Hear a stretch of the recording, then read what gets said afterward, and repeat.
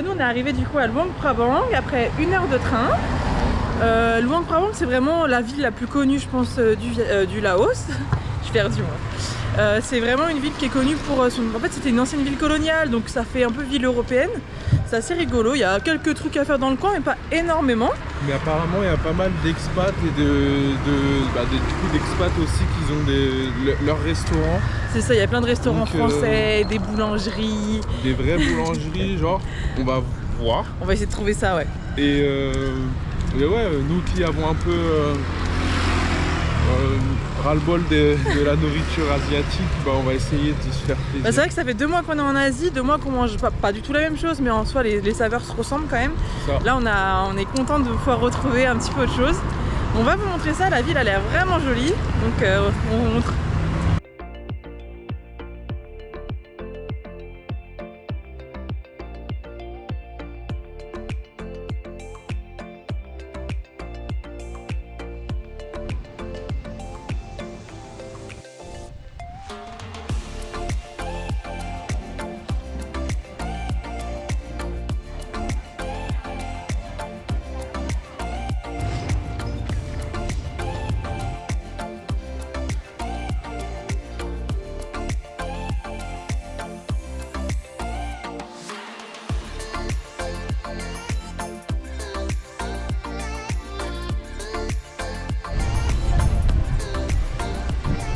Bon, au final, cette réunion s'est quand même pas mal reposée. Et là, on va aller voir le night market.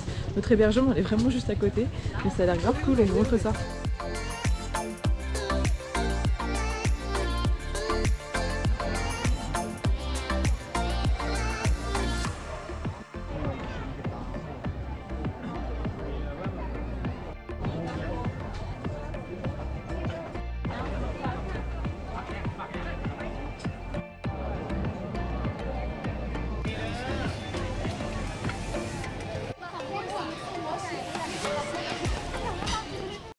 Salut, nouvelle journée à Luang Prabang. Aujourd'hui, ce matin, on cherche une boulangerie, très important.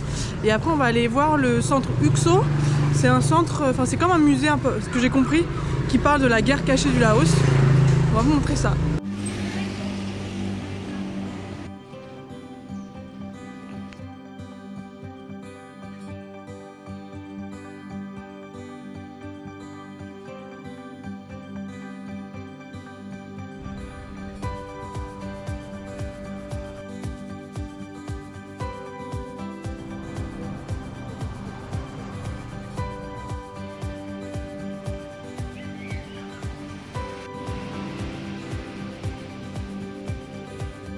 Bon, du coup, là, en fait, au musée, on a appris que le Laos c'était le pays le plus bombardé au monde. Pendant la seconde guerre mondiale, la guerre du Vietnam, en fait, il y a des milliards de bombes qui ont été relâchées. Et il y en a beaucoup qui n'ont pas explosé. Donc, en fait, encore aujourd'hui, ils disent que toutes les 2 semaines, il y a quelqu'un qui meurt à cause des bombes, en fait, qui ont été inactives pendant des années, mais qui... Voilà, quoi. Ce qu'il faut savoir, c'est qu'en fait, c'est des gros missiles. Ouais. Des gros missiles vraiment balèzes de la taille d'un homme. D'un homme, ouais. Et en fait, ils s'ouvrent et il y a plein de petites bombes de la taille d'une balle de tennis qui sont relâchées. Mais je sais pas si... Ils disent en fait qu'il y a 30% qui n'explosent pas au moment de l'impact. Donc en fait, chaque fois qu'il y a un missile qui a été libéré, il y a 30% qui n'explosent pas. Et ils disent aujourd'hui, même les enfants jouent avec et en fait ils meurent quoi, parce que ils se rendent pas compte. Et en fait, il y a... Comment dire, là actuellement ils en ont trouvé 800 000. Oui, ils en trouvent plein tout le temps. Et il n'y a que 1% qui a été découvert encore jusqu'à aujourd'hui, depuis 1996. Ouais. Donc franchement c'est dingue, c'était une histoire que je connaissais pas du tout. On en parlait vraiment rarement de la guerre au Laos. Parce qu'il y a moins de gens aussi au Laos qu'au Vietnam par exemple. Mais franchement c'est très intéressant. Donc je recommande ce musée. On va essayer de vous montrer l'intérieur d'une bombe, d'un missile.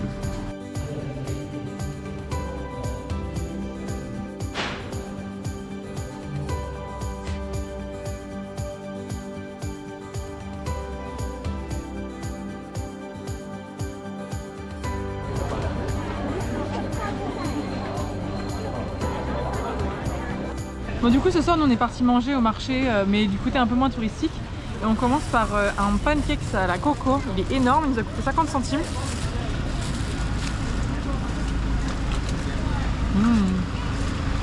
C'est croustillant.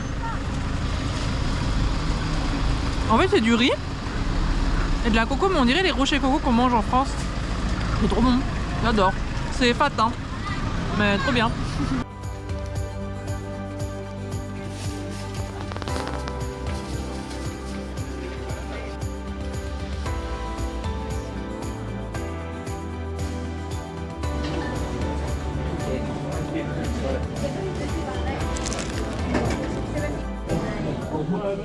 Du coup, j'ai pris 5 nems, c'était 20 000 les 5, donc c'est juste un tout petit peu plus d'1 euro. Et c'est super bon.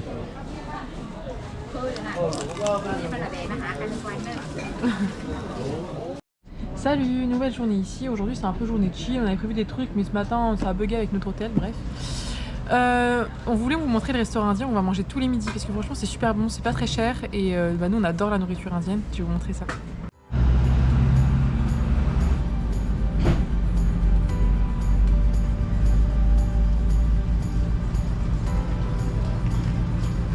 Alors t'as fait un chicken masala. Super bon.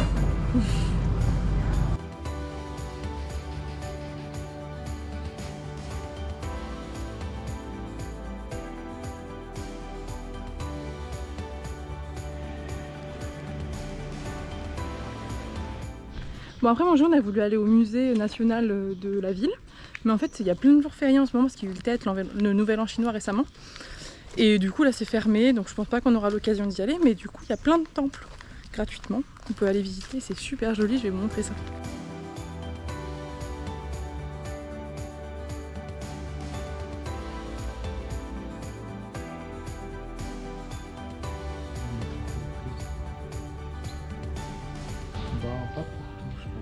Le cinéma. Ce qui est sympa en fait dans les temples, c'est que en fait dans chaque temple il y a des moines bouddhistes et donc du coup souvent derrière il y a des temples, en fait c'est les habitations des moines, l'école, tout ça. C'est vraiment une petite vie de village en fait, c'est assez rigolo.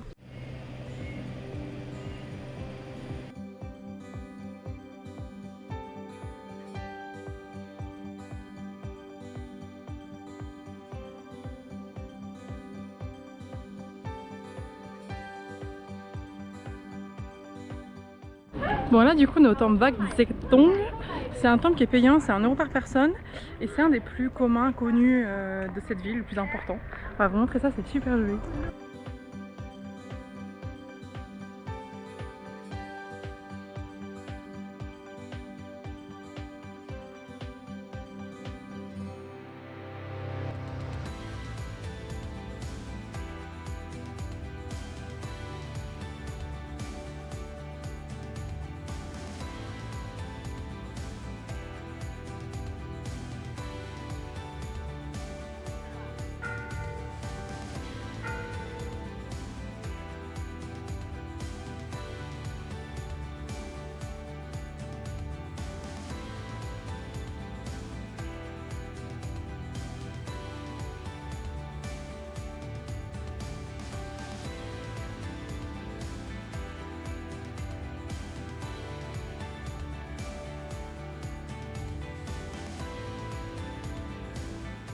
Voilà, du coup on se rend en Mont Fuji, en fait c'est au centre de la ville, il y a une colline avec à son haut une stupa et on va voir le coucher de soleil là-bas parce qu'apparemment c'est vraiment très sympa, donc je vous montre ça.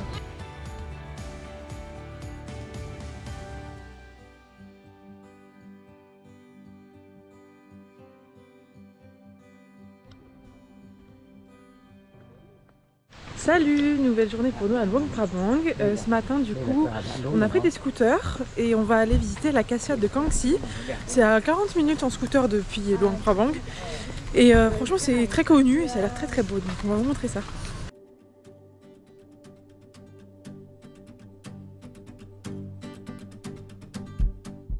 Bon du coup quand on arrive, il faut prendre un petit parking qui coûte 2000 kip, donc vraiment c'est rien du tout.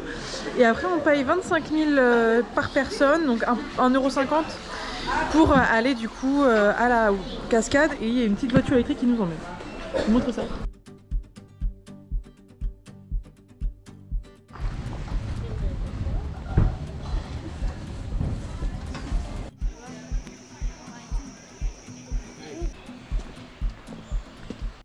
À l'entrée des cascades, il y a une espèce de refuge pour ours. Alors c'est un peu bizarre. Ils disent qu'ils les ont sauvés du braconnage, tout ça. Bon, dans la réalité maintenant ils sont enfermés, donc je sais pas si c'est mieux, mais voilà, c'est rigolo à voir.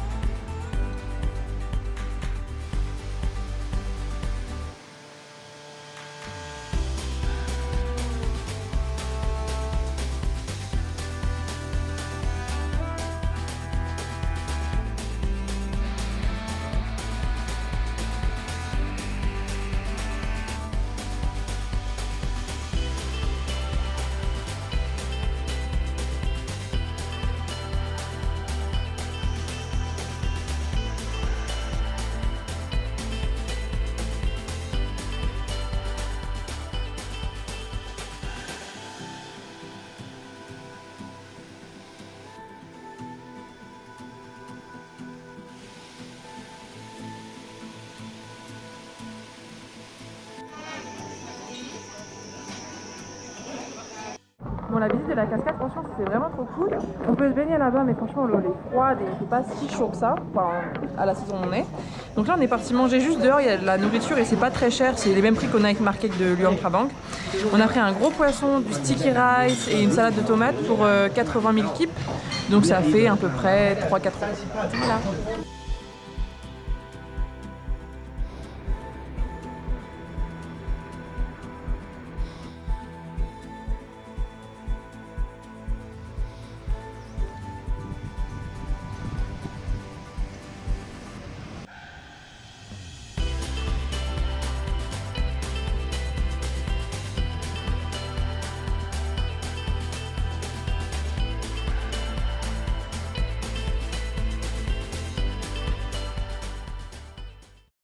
Salut! Bon, après notre super journée hier, on est allé manger à 20h avec des copains, c'était cool. Et là ce matin il est 5h30 et je me suis motivée là à aller voir la cérémonie du Takbat. En fait tous les matins il y a des moines dans plusieurs villes, hein, mais ça prend beaucoup d'importance à Luang Prabang parce qu'il y a beaucoup de moines qui viennent en fait faire l'aumône auprès des résidents. Donc je vais vous montrer ça, apparemment c'est vraiment sympa à observer en essayant d'être le plus discret possible et sans abuser quoi. Je vais vous montrer ça.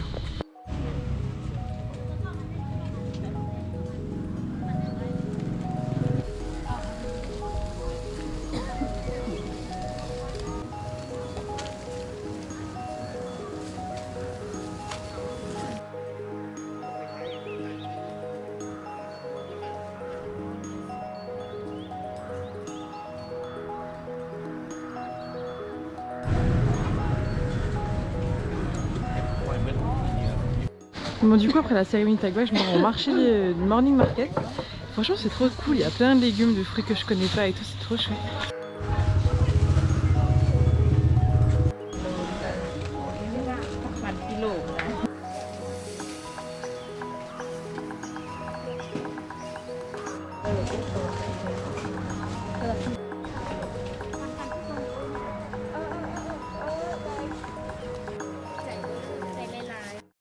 Bon bah du coup nous ce matin après la cérémonie du Takbat on va s'en aller de Luang Prabang, du coup on aura passé 4 nuits ici.